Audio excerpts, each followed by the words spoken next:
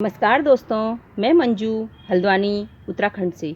दोस्तों, हम नर्सरी से कई बार प्लांट लेके आते हैं और उस प्लांट पर बहुत अच्छे फ्लावर्स खिले होते हैं, इसको देखते हुए लाते हैं। पर ऐसा क्या होता है कि कई बार हम प्लांट लेके आते हैं और कुछ दिन तक उसमें फ्लावरिंग होती है, या कई बार जो है कुछ ही दिन में लाकर जो है प्लांट ख़त्म हो जाता है, या कुछ दिन वो फ्लावरिंग करता है और फ्लावरिंग के बाद वो प्लांट डेड हो जाता है। तो हम क्या क्या गलतियाँ करते हैं, मैं आज आपसे इसी सब चीज़ों के बारे में बात करूँगी। आपको मैं ऐसे 11 पॉइंट बताऊँगी कि आप जो नर्सरी से प्लांट लेके आते हैं उनको अपने यहाँ सर्वाइव करने के लिए आप क्या-क्या चीज़ें, जो विशेष पॉइंट है उनका ये ध्यान रखेंगे तो आपका नर्सरी से लाया हुआ प्लांट नहीं मरेगा।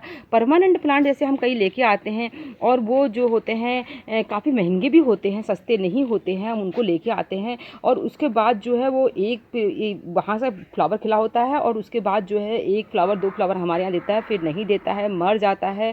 कई बार जो है ये कई कारण होते हैं। तो इन्हीं सब चीज़ों के बारे में आज का वीडियो है। तो चलिए शुरू करते हैं आज का वीडियो। सबसे पहली बात, नर्सरी से जब भी हम प्लांट लेके आएँ तो सबसे पहले तो हम उसकी प्लांट की हेल्थ को देख के लाएँ। प्लांट अच्छा हेल्दी प्लांट लेके आना चाहिए। दूसरा जो है, नर्सरी वाले से उसके बारे में कुछ जानकारी मालूम करके भी आना चाहिए। सीजनल प्लांट है तो ये पता होना चाहिए इसकी किस तरह से केयर करें। दूसरा जो है, परमानेंट है कि कैसा है, इसमें कब फ्लावरिंग होगी।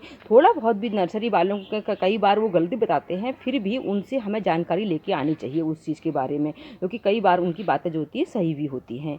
तो इस चीज़ का फर्स्ट ऑफ ऑल ध्यान रखें कि हमेशा नर्सरी से आप हमेशा हेल्दी प्लांट लाएं। उसमें जो है पूरा खिला हुआ फ्लावर से प्लांट न लेकर आएँ। उसमें बड्स बनी हो, 1 फ्लावर खिला हो, 2 फ्लावर खिले हों और मैक्सिमम उसके अंदर बड्स बनी हो और ज़्यादा मल्टीपल ब्रांचेज वाला वो प्लांट हो। क्योंकि अगर उसमें सिंगल स्टिक वाला प्लांट ना मिलते हो, अगर आपके पास ऐसे ऑप्शन है कि 2-3 ब्रांचेज हैं, तो मल्टीपल ब्रांचेज वाला प्लांट लेके आना चाहिए। जैसे गुड़हल हो गया, जैसे और भी प्लांट होते हैं। इस समय जो है ब्लीडिंग हार्ट का प्लांट है, कई प्लांट होंगे, पेंटाज के प्लांट होंगे। अभी परमानेंट प्लांट है, जैसे ये लेंटाना दिखा रही हूँ, ये सब परमानेंट प्लांट हैं। तो जो भी प्लांट लाएं आप देखिए कि एक से ज़्यादा स्टिक जिसके अंदर है, तो वो ऐसा ही प्लांट लेकर आएँ। सेकंड नंबर पर दोस्तों, अभी समर चल रहा है, इस समय के हिसाब से बात करती हूँ कि अगर हम नर्सरी से कोई प्लांट लेके आते हैं और उस प्लांट को हमने लाकर नर्सरी जैसा एटमॉस्फेयर देने की कोशिश करनी चाहिए। नर्सरी में जो प्लांट रखे होते हैं अधिकांश, या तो देखिए ग्रीन नेट के नीचे नीचे उन्होंने ज़मीन में पानी भी फैलाया होता है कई जगह पर, अगर स्टैंड पर रखे हुए हैं, और अगर नहीं तो वो लोग अपने सारे प्लांट को ज़मीन पर रखते हैं। तो हम घर पर लाते हुए प्लांट को कभी भी फर्श पर रखने की गलती ना करें। उसको जो है, अगर आपके पास कच्ची जगह है तो वहाँ रखें। कच्ची जगह आपके पास नहीं है तो जो बड़े प्लांटर हैं उनकी जो स्पेस होता है उसमें प्लांटर में उसमें उस प्लांट को रख दें। तो इस चीज़ का हमेशा ध्यान रखें और कि उसको जो है हमेशा नर्सरी जैसा एटमॉस्फेयर देने की कोशिश हमने प्लांट को लाते ही करनी चाहिए, क्योंकि वो जो है उसको शौक लगा होता है प्लांट को एक जगह से दूसरी जगह ट्रांसपोर्ट का। थर्ड नंबर पर, प्लांट को कभी भी लाकर तत्काल रिपोर्ट नहीं करना चाहिए। उसको कुछ समय के लिए छोड़ देना चाहिए। छोड़कर जो है उसमें जब आपके यहाँ के एटमॉस्फेयर पर सेट हो जाता है तब उसको जो है ट्रांसप्लांट करना चाहिए। ट्रांसप्लांट हमेशा शाम के समय करना चाहिए, उससे रिजल्ट अच्छे आते हैं। दिन के समय ट्रांसप्लांट नहीं करना चाहिए। जब तक उसको आप ट्रांसप्लांट नहीं करते हैं तब तक उसमें नॉर्मल पानी देते रहेंगे हम। पानी देने का तरीका भी ये है दोस्तों, जो नर्सरी वाले जो होते हैं वो छोटी छोटी जो है बेड्स बनाए रहते हैं। उन बेड्स में बहुत सारे प्लांट रखे होते हैं और पाइप को वो लोग छोड़ देते हैं, तो प्लांट जो है नीचे से पानी एब्जॉर्ब कर लेता है जितना उसकी ज़रूरत होती है। अगर आपका प्लांट जो है हम पॉली बैग में लगा हुआ लाते हैं, तो पॉली बैग में लगा हुए प्लांट को जो है अगर आप किसी जो है ट्रे वगैरह के ऊपर देंगे थोड़ा पानी डालकर, तो वो जितनी उसकी आवश्यकता होती है उतना वो एब्जॉर्ब कर लेता है। ऊपर से पानी देने पर जो होता है वो कई बार प्लांट जो होता है कि उसकी रूट्स में ज़्यादा पानी चले जाने से वो मर जाता है। तो इसलिए इस चीज़ का भी ध्यान रखना चाहिए हमने। नंबर 4 ये है कि नर्सरी से जो प्लांट लाते हैं उसके लिए पॉट सिलेक्शन का भी ध्यान रखना चाहिए। अगर आप बिगनर हैं तो आपने जो है हमेशा कोशिश करें कि मिट्टी का पॉट ही इस्तेमाल करें। अगर आप जो है रेगुलर आप जो लोग लगाते रहते हैं वो तो पता है, वो तो हर उसमें चला लेते हैं प्लास्टिक में भी। पॉट साइज़ का भी हमेशा ध्यान रखना चाहिए, उससे भी प्लांट मरते हैं। कई बार हम छोटी-छोटी सीडलिंग ले आते हैं या जो नर्सरी से हम परमानेंट प्लांट भी लाते हैं वो भी छोटा होता है और ये मालूम होता है कि ये प्लांट बहुत फैलेगा करके हम उसको बहुत बड़े पॉट में डाल देते हैं। तो उससे क्या होता है कि प्लांटर में जो है पानी ज़्यादा चला जाता है और उसके कारण भी ज़्यादा खाद मिल जाती है, तो उसके कारण भी कई कारणों से भी प्लांट जो है मर जाता है। इसलिए हमेशा प्लांट के साइज़ से 3 गुना बड़ा ही प्लांटर हमने यूज करना चाहिए। इस चीज़ का बहुत ध्यान रखना चाहिए, इससे भी प्लांट कई बार मर जाते हैं। तो पॉट सिलेक्शन के बाद जब इसको ट्रांसप्लांट करने लग जाएँ, सब कुछ करने, तो उसकी सॉइल भी बहुत महत्वपूर्ण होती है।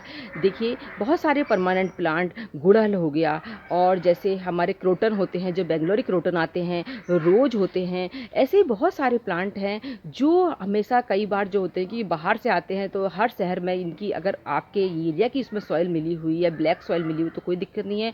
अधिकांश उनमें क्या होता है कि रेड सॉइल मिली होती है, तो वो रेड सॉइल जो होती है उसमें अपने एरिया में प्लांट को चलाना मुश्किल होता है। उस सॉइल में अगर आप ज़्यादा पानी डालेंगे तो कीचड़ हो जाएगा, कम पानी डालेंगे तो वो सूख जाएगा। तो इसलिए अपने जो ऐसे प्लांट लेके आते हैं आप उसको उस बड़ा प्लांट है तो उसमें जो रूट है उसको कुछ समय के लिए आप पानी में छोड़ दीजिए। तो पानी में छोड़ने से जो रेड सॉइल होती है वो ढीली हो जाती है, तो उससे क्या होता है फिर धीरे-धीरे हाथ से शाम के समय उस सॉइल को निकाल कर उस पर जो है अपने एरिया की अच्छी सी सॉइल, अपने गार्डन की सॉइल ज़रूर मिलानी चाहिए। आप चाहे कितना भी कोकोपीट का इस्तेमाल करें, अपने एरिया की सॉइल ज़रूर मिलानी चाहिए। उसमें उस सॉइल को मिलाइए, थोड़ी सी रेत मिलाइए, कंपोस्ट मिलाइए और जो भी आपके पास नीम खली और फंजीसाइड वगैरह होता है वो सब मिला के अच्छी सॉइल बना के तब प्लांट को ट्रांसप्लांट करना चाहिए। प्लांट को ट्रांसप्लांट करने के बाद नेक्स्ट बात आती है कि प्लांट को जो है एकदम तेज़, इस समय गर्मी का सीज़न है, तेज़ सनलाइट में नहीं रखना चाहिए, उसको थोड़ा सा शेड प्रोवाइड करना चाहिए एक आध दिन। दूसरा जो है फिर पानी ट्रांसप्लांट करने के बाद जो है प्लांट का मरने का एक कारण और भी है कि हम जो पानी देते हैं उसका तरीका गलत होता है। हम प्लांट की एकदम रूट में पानी दे देते हैं, तो उससे भी जो है प्लांट में क्या होता है कि रूट्स में बहुत ज़्यादा पानी इकट्ठा होने के कारण प्लांट गल जाता है कई बार। तो इसलिए किनारों से पानी दीजिए, या फिर जो है हम पाइप से पानी देते हैं तो कई बार रूट्स जो होती हैं बाहर को आ जाती हैं, तो उससे भी जो उनको हवा लग जाती है या फंगस लग जाता है, इसके कारण भी प्लांट मर जाता है। तो इसलिए जो है पॉट के किनारे के साइड से पानी देना शुरू करें, तो वो पानी से जो है उसको प्लांट की रूट्स को नुकसान नहीं होगा। नेक्स्ट, जब आपके यहाँ प्लांट सेट हो जाए तो उसके 1 हफ्ते से लेकर 1.5 हफ्ते के बाद जो है उसकी जैसा प्लांट आपका ठीक लग गया कि आपको 1-2 पत्ते आ गए हैं या प्लांट में ग्रोथ थोड़ी सी पकड़ने लग गई, आपको महसूस होता है, तो जो है उसमें निराई गुड़ाई कर लेनी चाहिए कि कोई बीट्स जमे हैं पॉट्स में तो उनको हटा देना चाहिए। साथ ही हल्की हल्की ऊपर की गुड़ाई करनी चाहिए, तो गुड़ाई करने से भी जो है प्लांट जो है अच्छी ग्रोथ पकड़ता है। और उसमें जो है जब हमने अभी लाकर बहुत अच्छी सॉइल दी होती है, अच्छा खाना मिला होता है, तो उससे क्या होता है कि एकदम उसकी रूट से बहुत बढ़ती है, तो पॉट में एक्स्ट्रा रूट से इकट्ठी ना हो जाए, इसलिए जो है उसकी गुड़ाई वगैरह कर देना चाहिए। पॉट से जो बीट्स वगैरह होती हैं, जो जंगली घास उग जाती है, उनको हटा देना चाहिए। अगर कोई हम प्लांट को जिस समय लाए थे कोई फ्लावर वगैरह खिला होता है उसके अंदर, तो वो ख़त्म हो जाता है, उसकी डेड हेडिंग कर देनी चाहिए। तो ये सब काम बहुत ज़रूरी होते हैं प्लांट की हमेशा अच्छी ग्रोथ लेते रहने के लिए। नेक्स्ट, नर्सरी वाले जो है प्लांट होते हैं उनमें नियमित रूप से अपने यहाँ फंजीसाइड, इंसेक्टिसाइड का स्प्रे करते रहते हैं, इससे उनके प्लांट भी अच्छे चलते हैं। तो अपने प्लांट को जब आप ले आते हैं तो उसके बाद जो है अगर आपके पास नीम ऑयल वगैरह है या कोई भी आप स्प्रे करते हैं नियमित रूप से, तो उस प्लांट में भी स्प्रे करते रहना चाहिए। उसके बाद जो है अगर स्प्रे ऐसा नहीं कर सकते तो आप सौपी जो थोड़ा सा विम जेल को पानी में घोल के उसका भी हल्का सा स्प्रे करेंगे तो पत्तों में चमक रहेगी और प्लांट में जो है इंसेक्ट नहीं लग पाएगा। इस चीज़ का विशेष ध्यान रखना चाहिए। कई बार जो है गुड़हल के प्लांट जो है हम लेके आते हैं, बहुत अच्छा फ्लावर खिला होता है और कुछ समय के बाद उसमें या तो मिलीबग या एफिड्स, उसके कारण गुड़हल के प्लांट बहुत ख़राब होते हैं। तो इन चीज़ों का हमने ध्यान रखना चाहिए। नेक्स्ट और लास्ट बात यह है कि नर्सरी में जो प्लांट होते हैं वो अक्सर सेल के लिए आए होते हैं और वो बिल्कुल जिस जगह पर वो तैयार किए जाते हैं वहाँ से तैयार वो प्लांट जो हैं जहाँ भी उनका वर्कशॉप होगा या जहाँ पर खेतों में वो तैयार होते होंगे बड़ी नर्सरी में, वहाँ से तैयार होकर सेल होने के लिए आते हैं। तो उनमें जो है सीधे फ्लावरिंग शुरू हो जाती तभी वो लाए जाते हैं। देखिए सबसे पहले मेरे इधर ये देखिए कितने मधुमक्खियों को इसमें आश्रय मिला हुआ है, इनका भरण पोषण हो रहा है। देखिए किस तरह से लगे हुए हैं सबके सब बहुत ज़्यादा मात्रा में। तो जो है अब हम घर में लाएंगे तो उसमें जो है पर सीजनल होगा तो सीजन में फ्लावरिंग करेगा, परमानेंट होगा तो वो जो है रुक रुक कर फ्लावरिंग करेगा। ये उम्मीद नहीं रखनी चाहिए कि अरे नर्सरी में तो इतना बड़ा फ्लावर खिला था, हमारे यहाँ नहीं खिला। आपके यहाँ भी खिलेगा, कुछ कुछ समय रुक रुक कर उसमें फ्लावरिंग होती रहेगी और कुछ टाइम तक वो रुकेगा। हर प्लांट का रेस्ट का टाइम होता है। तो इस तरह से जो है अपने प्लांट की जो है आप केयर करेंगे तो कभी भी नर्सरी से लाए हुए प्लांट आपके नहीं मरेंगे।